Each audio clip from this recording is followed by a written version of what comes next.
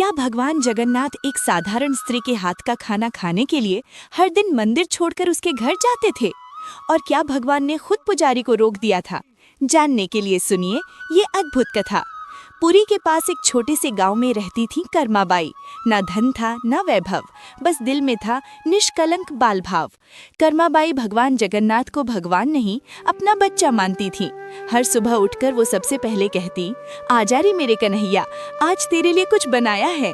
और फिर अपने छोटे से चूल्हे पर जो भी बनता वो पहले भगवान के लिए ही होता। कर्माबाई थाली सजाती, जमीन पर बैठती और बड़े प्यार से कहती, पहले तू खा फिर मैं खाऊंगी। कहते हैं उस घर में सचमुच भगवान जगन्नाथ आते थे। इधर मंदिर में पुजारी हैरान थे, क्योंकि रोज सुबह भगवान की मूर्ति के होठों पर भोजन के निशान मिलते थे। एक दिन पुजारी ने ठान लिया, आज देखेंगे भगवान जाते कहाँ हैं। और उसी दिन मंदिर में कुछ ऐसा हुआ जिसने पूरे पुरी को हिला दिया। उस दिन मंदिर के मुख्य पुजारी ने दरवाजे बंद करवा दिए। भोग चढ़ाया गया, मंत्र पढ़े गए, लेकिन तभी एक अजीब बात हुई। भगवान जगन्नाथ की मूर्ति जैसे ही भोग के सामने आई, मूर्तियां निस्तेज लगने लगी। पुजारी का मन कांप उठा। उन्होंने जैसे ही आंखें झपकी, क्षण भर में मंदिर का गर्भगृह खाली था। भगवान वहां थे ही नहीं। पुजारी के हाथ से घंटी गिर पड़ी। उसी समय गांव के एक कोने में कर्माबाई अपने घर में थाली सजा रही नहीं। वो मुस्कुराकर बोली, आज देर कर दी तूने, भूखा होगा ना। और तभी दरवाजे पे हल्की सी आहट हुई। कर्माबाई ने देखा, सामने एक नन्हा बालक खड़ा था, बिल्कुल मासूम, आंखों में अपनापन। कर्माबाई घबराई नहीं, वो हंस पड़ी। आजा रे कन्हैया, मैं जानती हूँ तू ही है। बालक जमीन पर बैठ गया। कर्माबाई अपने हाथों से उसे कौर खिलाने लगी। और उसी समय पुजारी भगवान की खोज में गांव की गलियों तक पहुंच चुके थे। अचानक उनकी नजर कर्माबाई के घर पर पड़ी। घर के भीतर से ऐसी दिव्य शांति आ रही थी जैसी उन्होंने कभी महसूस नहीं की थी। पुजारी का दिल तेज धड़कने लगा।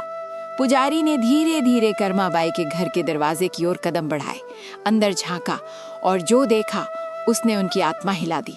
एक नन्हा बालक जमीन पर बैठा था और कर्माबाई उसे अपने हाथों से कौर परोस रही थी। लेकिन वो कोई साधारण बालक नहीं था। उस बालक के चेहरे पर वही तेज था जो पुरी के मंदिर में भगवान जगन्नाथ की मूर्ति में दिखता है।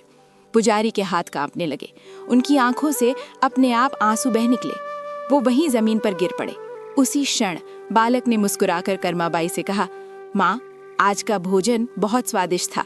कर्माबाई ने स्नेह से उसके सिर पर हाथ रखा और अगले ही पल बालक अदृश्य हो गया। घर में एक अलौकिक सुगंध फैल गई। पुजारी उठे और कांपती आवाज में बोले, माँ, आप नहीं जानती, आज भगवान मंदिर नहीं आपके घर आए थे। कर्माबाई मुस्कुराई, बोली, मैं तो बस अपने बच्चे को खाना खिलाती हूँ। भगवान हो या ना हो, मेरा भाव वही रहता है। उसी पल मंदिर में घंटियां अपने आप बज उठीं। भगवान जगन्नाथ फिर से अपने सिंहासन पर विराजमान थे। लेकिन अब पूरे पुरी में एक बात फैल चुकी थी। भगवान जगन्नाथ अपने सिंहासन पर फिर से विराजमान हो चुके थे। मंदिर में आरती हो रही थी, घंटियां बज रही थी। लेकिन पुरी के लोगों के मन में एक ही सवाल था, भगवान आज मंदिर छोड़कर कर्माबाई के घर क्यों गए? कर्माबाई अब भी अपने घर में शांत बैठी थी। उन्हें न गर्व था, न घमंड, न कोई विशेष भाव। वो बस इतना जानती थी, मेरा बच्चा आज भूखा नहीं गया।